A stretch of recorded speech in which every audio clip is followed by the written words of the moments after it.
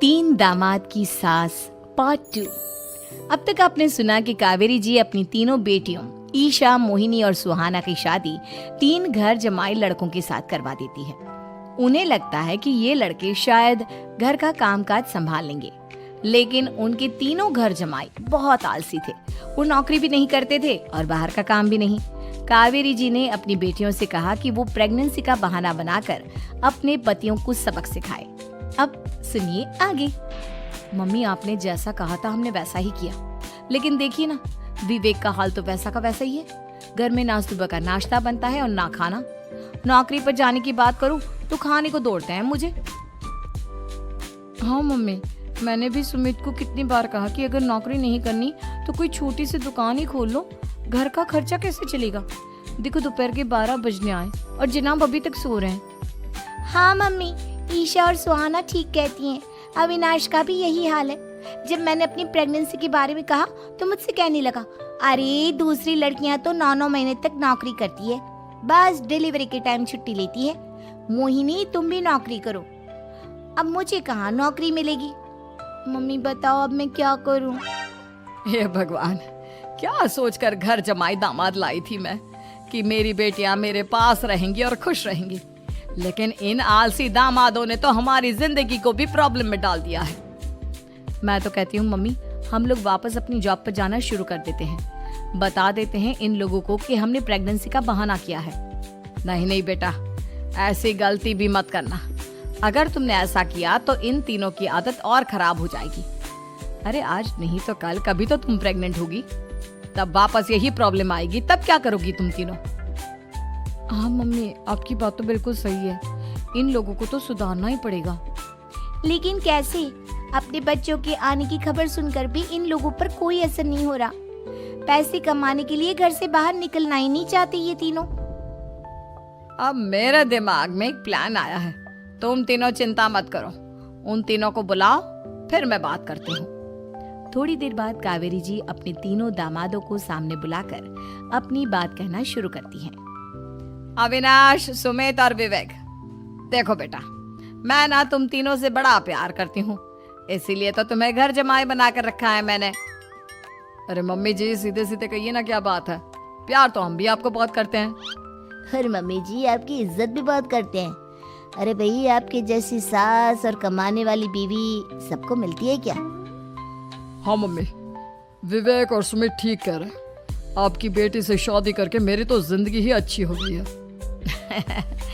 जानती हूँ मैं, और ये भी जानती हूँ कि तुम तीनों अपने अपनी बीवियों से बहुत प्यार करते हो। बेटा, बात ऐसी है कि हमारे कुल गुरु ने कहा है कि प्रेग्नेंट होने के बाद मेरी तीनों बेटियां शुरू के 4 महीने हमारे गांव में जाकर रहेगी, जहां मेरे चाचा जी रहते हैं। अरे लेकिन क्यों मम्मी, गांव में जाकर रहने की क्या जरूरत है इन तीनों को? वो क्या है ना बेटा, हमारे परिवार को एक श्राप है। अगर मेरी बेटियों ने यहाँ पर बच्चा पैदा करने की कोशिश की तो उनके बच्चों को कुछ भी हो सकता है। इसलिए अब से लेकर 4 महीने पूरे होने तक इन्हें गांव वाले घर में रहना पड़ेगा। हाँ, तो इसमें प्रॉब्लम क्या है मम्मी जी? हम भी वहाँ जाकर रहेंगे, पिकनिक मनाएंगे। अरे भाई, बीवी जहाँ हम भी वहाँ। हाँ यार, आइडिया तो बहुत अच्छा है। शहर की जिंदगी में रह रहकर परेशान हो चुके हैं, अब कुछ दिन गांव में बिताएंगे। तुम लोग समझने की कोशिश क्यों नहीं करते? तुम में से कोई भी वहां नहीं जा सकता, और मैं यहाँ रहूंगी ना तुम तीनों के साथ। 4 महीने की तो बात है, उसके बाद ये तीनों ही लौट कर आ जाएंगी। ठीक है मम्मी जी, अब हमारे बच्चों का सवाल है तो ये तो करना ही पड़ेगा। कावेरी अपनी तीनों बेटियों को कुछ दिन के लिए घर से बाहर कहीं दूसरे शहर में रहने के लिए भेज देती है। कुछ दिनों के बाद, अरे मम्मी जी, बहुत दिन से पिज्जा नहीं खाया, मंगवाइए ना। क्या बताऊं बेटा, पहले तो बेटियां खर्चा दे देती थी क्योंकि उनकी नौकरी थी, लेकिन अब तो मेरे पास पैसे ही नहीं बचे। थोड़े बहुत पैसे हैं जो बच्चों की डिलीवरी में काम आएंगे। लेकिन मम्मी जी, आपकी बेटियों को वापस आने में तो अभी बहुत वक्त बाकी है। वही सोच सोच कर परेशान हो रही हूँ। सोच रही हूँ कल से दूध भी बंद करवा देती हूँ। अब दूध वाले को देने के लिए पैसे भी तो नहीं है ना। अरे नहीं नहीं मम्मी जी, अगर दूध भी बंद करवा दोगी तो मुझे चाय कहाँ से मिलेगी? और चाय के बिना मैं तो मर ही जाऊंगा। क्या करूं बेटा, इसके अलावा हमारे पास कोई ऑप्शन नहीं है, मेरे पास पैसे ही नहीं बचे। इस तरह कावेरी जी धीरे धीरे अपने तीनों दामादों को पैसे देना बंद कर देती हैं और घर में खाने पीने की चीजें लाना भी बंद कर देती है। अब वो तीनों बुरी तरह से परेशान होने लगे थे और इसलिए एक दिन तीनों प्लान करके घर से बाहर निकलते हैं और बाजार में जाने के बाद, यार अच्छा खाना खाए हुए कितने दिन हो गए, पता नहीं कब अच्छा खाना मिलेगा। हमारी बीवियों के जाने के बाद तो हमारी हालत भिखारियों जैसी हो गई है यार। कुछ भी हो, मुझे तो आज पिज्जा खाना ही खाना है। जेब में 1 रुपया नहीं है और पिज्जा खाएगा, कहाँ से आएंगे पैसे? अरे देख वहाँ सामने बोर्ड पर क्या लिखा हुआ है, कंप्यूटर पर काम करने के लिए एक आदमी की आवश्यकता है।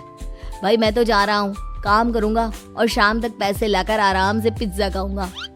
जा जा, तुझे कोई काम नहीं देने वाला, हम तो घर जा रहे हैं। चल भाई सुमित। सुमित और अविनाश वहां से चले जाते हैं और विवेक उस कंप्यूटर शॉप पर सारा दिन काम करके 5,000 रुपए कमा कर घर लौट कर आता है और अपने खाने के लिए अच्छी अच्छी चीजें भी लेकर आता है। ये देखकर विवेक और सुमित के दिल में भी कुछ पैसे कमाने की इच्छा जागती है। अरे सुबह सुबह कहाँ चल दिए तुम? मम्मी जी एक बहुत अच्छी जगह मिली है, कंप्यूटर पर काम करने के 5,000 मिले थे कल मुझे। अगर रोज काम करूंगा तो पूरे 40,000 की तनख्वाह। अरे वाह, ये तो बहुत अच्छी बात है दामाद जी, आपको जाना ही चाहिए। सुमित और अविनाश विवेक को इस तरह तरक्की करते देखकर परेशान हो जाते हैं और वो दोनों भी काम की तलाश में निकल पड़ते हैं। धीरे धीरे उन दोनों को भी काम मिल जाता है। अब कावेरी के तीनों दामाद छोटी मोटी नौकरी करके अच्छा पैसा कमाने लगे थे। एक दिन कावेरी उन्हें अपने पास बुलाती है।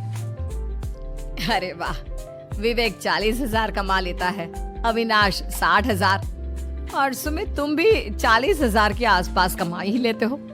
कुल मिलाकर तुम अच्छे खासे पैसे कमा रहे हो बेटा।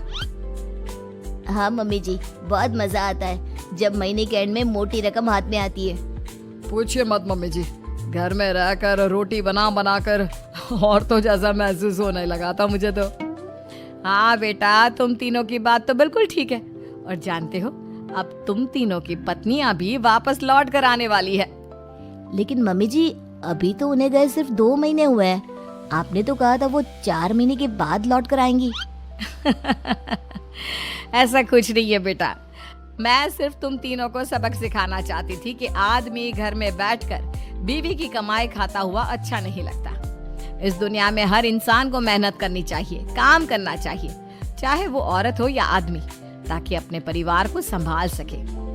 कावेरी की बात सुनकर उन तीनों को अपनी गलती का एहसास होता है और कावेरी उन्हें सच बता देती है कि ईशा, सुहाना और मोहिनी शहर में ही कहीं दूसरी जगह रह रहे थे। शाम के वक्त उन तीनों की पत्नियां लौट कर आ जाती है और कावेरी जी का परिवार एक खुशहाल परिवार की तरह रहने लगता है।